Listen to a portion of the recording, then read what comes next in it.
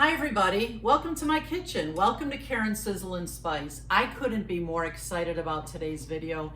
If you've watched some of my videos, you know I love basil. It's one of my favorite things about the summer. My vegetable garden and basil. The fresh tomatoes are incredible, and the basil. It's all about the basil today. I'm gonna make basil 3 ways.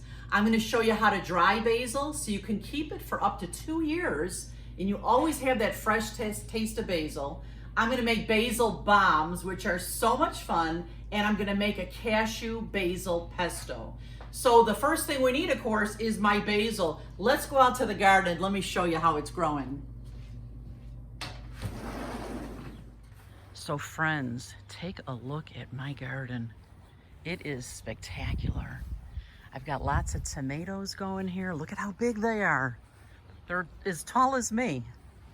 Here's my dill, my bell peppers, and of course, the star of today's video is my basil. Incredible.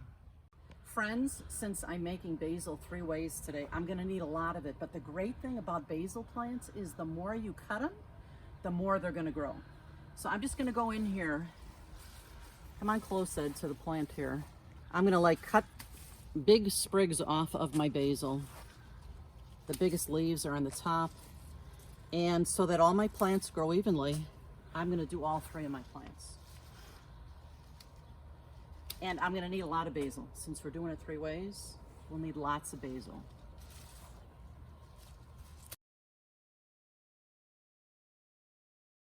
I mean, look at this basil, would you guys?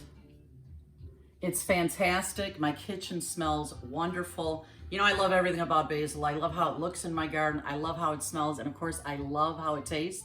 And this excites me, this video too, because these are a couple of new ways that I'm gonna preserve my basil so that I can use it all year round, which is just exciting. So all we're gonna need for all 3 of these recipes today is, of course, some fresh basil. And if you don't have it in your garden, you can always get a bunch at your market. We're gonna be using olive oil. We'll be using salt and pepper. We're gonna use some lemon. We'll need some garlic. We'll need some Parmesan cheese. And for that cashew basil pesto, of course, we're gonna use cashews. So the next thing I'm gonna do is I'm just gonna get my basil over to the sink and give all of this a good wash. Let's go over there.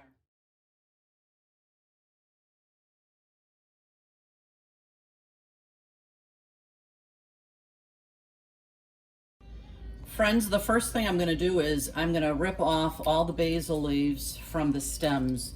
The stems you don't want in your food. You can see that thick stem there. That's garbage. So this will take just a few minutes. I'm just going to pull all the good sized leaves off of here.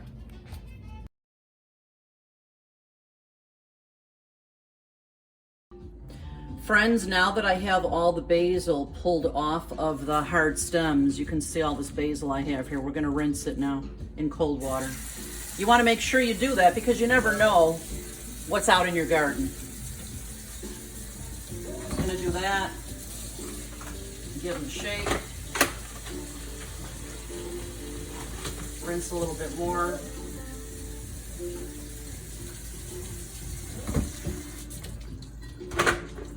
And now because I'm gonna make 3 basil recipes, I'm gonna divide the basil. I have double paper towels here.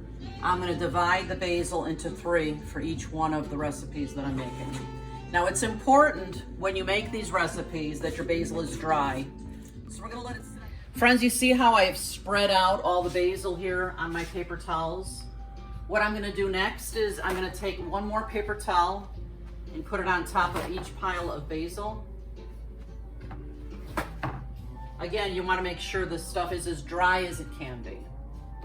I'm gonna blot it a little bit, and then I'm just gonna roll up the basil like this and move it over on the counter. Do the same thing with this one. Move it over on the counter.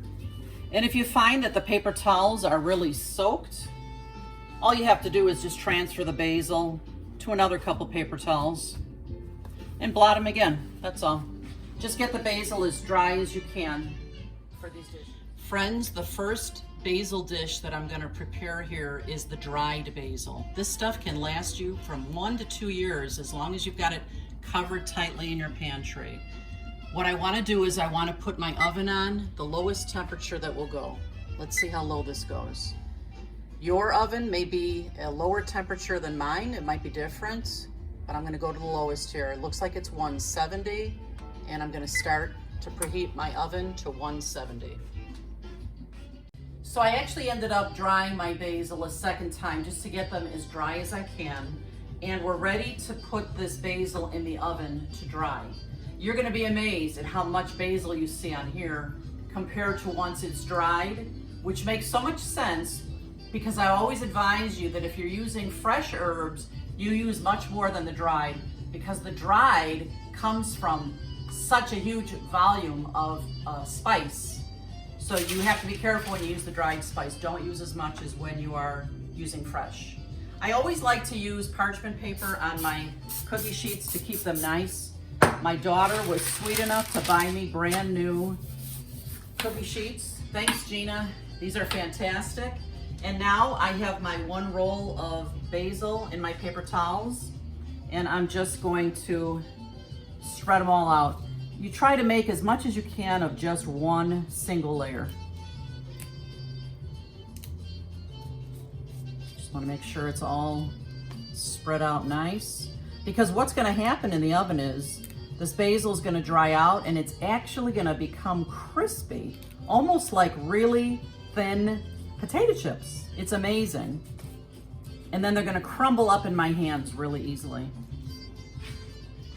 So my oven has come to temperature at 170. I can't really believe even that I haven't dried basil before. It was so incredibly easy. This is going to go in the oven for about hour to hour and 15 minutes. You just have to keep checking it at the hour mark to make sure it's not burning, but you want it all really crunchy. So look at how much is on here now.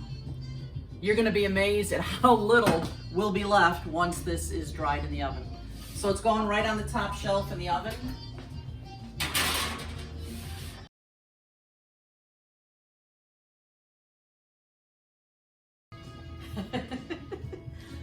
Oh, this song's got me moving. We're always dancing. We have so much fun in the kitchen, Eddie and I.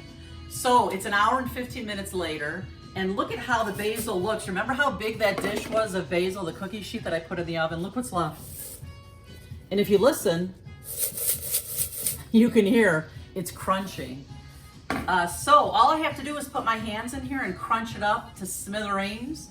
And then I found the cutest jars on Amazon. These are 10-ounce jars, which have a nice tight seal. And I'm gonna use these for my dried spices. Watch this, one-handed. Whoops, I don't wanna waste a single speck of it. So it's nice to do this in a deep bowl. And it might take me, I don't know, 2 minutes or so. And then I'm also gonna make sure that there's no stems in here when I'm done before I transfer them to the little jar.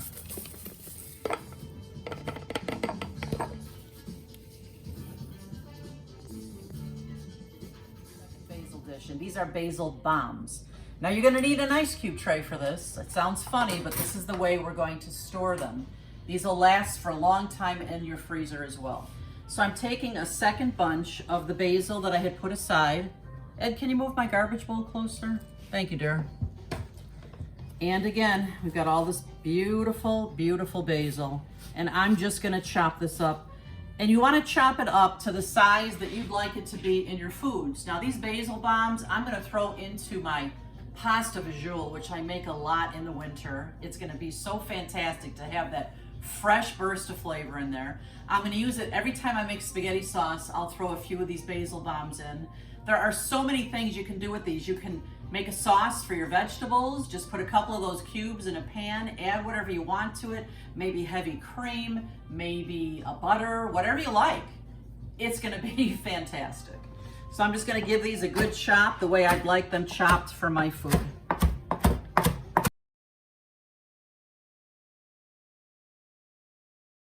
You guys can see I have my basil all chopped up beautifully here. Now keep in mind, when you make these bombs, these herb bombs, you can put in any herbs that you want. For mine today, I'm just using the basil, and I'm gonna put in some garlic as well. So I'm gonna take, maybe as much garlic as you want. You know, you gotta make these things to your taste. I'm gonna, that one doesn't wanna come undone. I think I'll take for this, maybe 3 garlic cloves. That'll be enough for me. And I'm just going to put these in my garlic press and add them to the basil. Friends, I'm just crushing my garlic right into the basil here.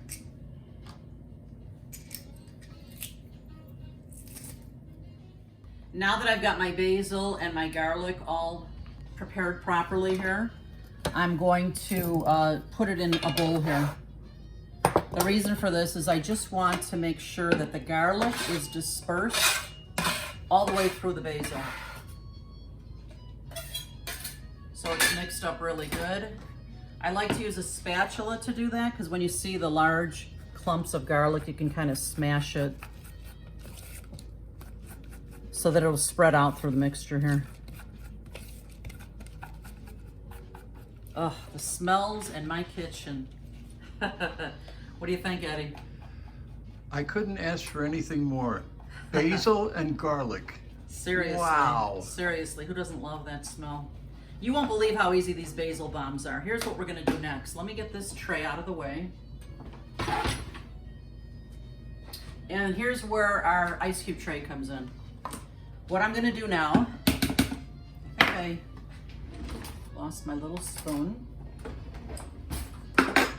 I'm gonna take a teaspoon here and I'm just going to fill each ice cube tray with the mixture. Now I'm only filling it about halfway.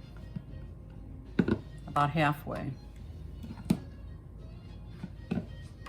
You guys are gonna love these. I don't know why I didn't think of doing this sooner. It's such a fantastic way to have basil all year round, fresh basil. I wonder if any of you are as crazy about basil as me. If you are, leave me a comment and tell me what you like to do with your basil. Maybe we should start a club. What do you think, Eddie? That sounds good. Basil Lovers Anonymous? No, I don't think it'd need to be anonymous. I'd be proud of it, really. People might think we're nuts, but that's okay. So now that I have the basil and the garlic evenly distributed in the ice cube tray here, so what I'm doing is I'm pouring olive oil in the ice cube tray in every little cubicle. And please keep in mind that you want to make sure all the basil is covered in olive oil. Otherwise, it might turn black in the freezer. We don't want that. Now we also don't want to fill these up. Don't overfill them because you might have a hard time taking them out. Now that I've got olive oil in each little cubby here, I'm just taking a fork and making sure that all the herbs are below the oil. I foresee having several large Ziploc bags full of these for winter time. Now my ice cube tray is ready to go in the freezer, but just so that I could show you guys how easily they pop out, I have another ice cube tray in here that I made yesterday. This is how it looks once it's frozen. I'm gonna put this on the counter here, and then I'm gonna get this one in the freezer.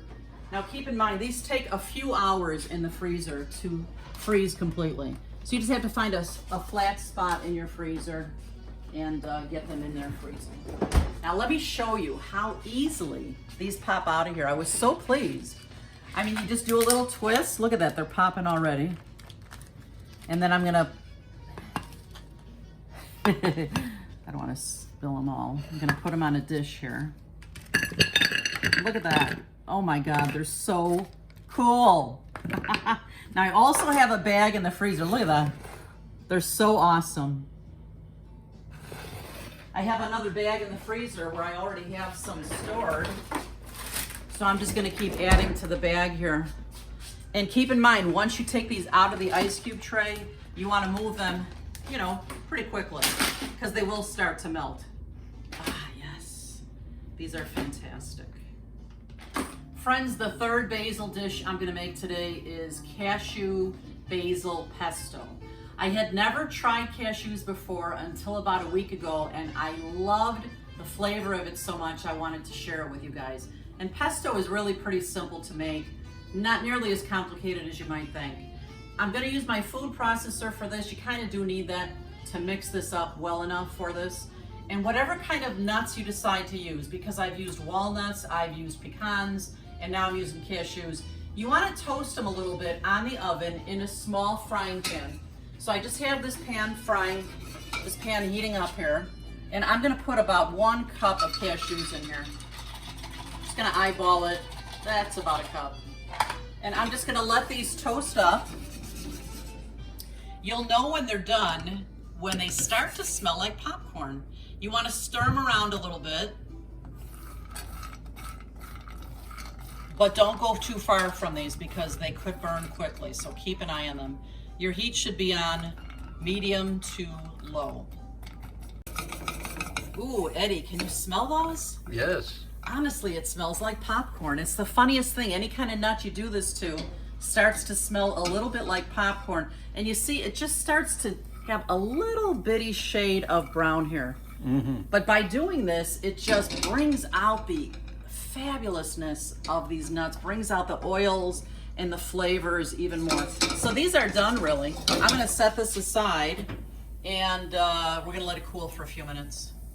You know, I'm realizing that I don't even wanna let these cool in the pan because the pan maintains some heat there. So I'm actually gonna move these into a bowl to be sure they don't cook anymore, and we'll let them cool right here.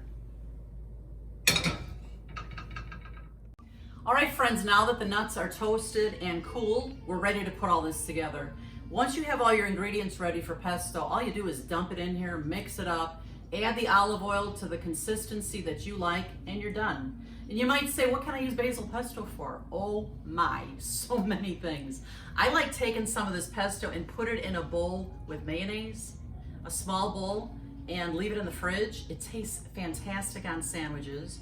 You can take this basil pesto, this basil cashew pesto, put it in a large frying pan, add a little butter, maybe a little more olive oil, throw some pasta in there. It's just fantastic. There are so many uses for this. So what I'm gonna do first is I'm going to get my basil into my food processor here. And it's sat here for a long time, so it's nice and dry. Throw this in. And then, I don't even have to crush up my garlic cloves. I just took the skins off, and I have about 5 garlic cloves here that I'll add. I'm gonna take about 1 cup of grated Parmesan, and I'm just gonna eyeball it. I've made this so many times that I could probably do it in my sleep. Okay, that's about a cup. And then we're gonna throw in those fantastic cashews. You can see how they're just slightly toasted. I'm going to throw in some salt, a good couple of pinches of salt, just like that. We'll do a little bam. I'm gonna put in some pepper, just a lot of good shakes of pepper. I like pepper in so many things. And then on my lemon, I'm going to first use some of the peel. I'm using my microplane, and I'm just going over the top of the dish here. When you're grating the peel of a lemon, make sure you keep moving it, because if you go too far down in the peel, the white part starts to taste a little bitter. So the sweetness is all in the outer peel. Keep peeling this. Can you see how much is in there, Ed? Come on this side, you see? And now what I'm gonna do is I'm gonna cut my lemon in half, and I'm actually gonna put maybe oh, there's a lot of seeds in there. Let me get those out. I don't want no stinking seeds in my pesto, that's for sure. Okay, so I'm gonna take my juicer. Here, I think sometimes it's easier to cut the end off so it fits in here better. There we go. And I'm just gonna put a good, a tablespoon or 2 of lemon in there. Hey, before I mix this up, I just wanted to tell you, I can't believe I almost forgot to tell you about using this basil cashew pesto. Put it in a pan, add some heavy cream. You've got the most fantastic basil cashew pesto cream sauce for your pasta. Would taste good over chicken, whatever you like. It comes out fantastic. So I'm gonna get my cover on here and we're ready to go. And I'm gonna start this food processor and just get all this going.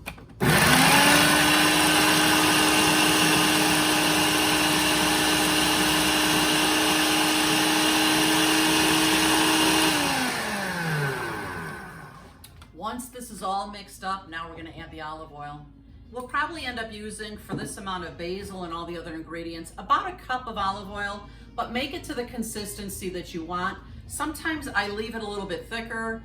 And by the way, this freezes beautifully. So when I put it in the freezer, it's okay if it's a little thicker, because when you take it out to use it, you can always add more olive oil to make it the perfect consistency that you want.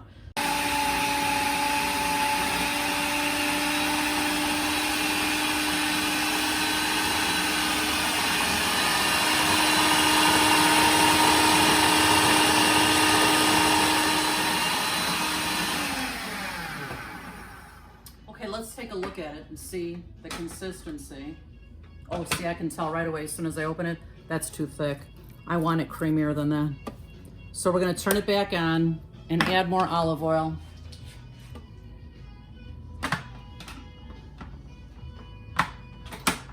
There we go, here we go.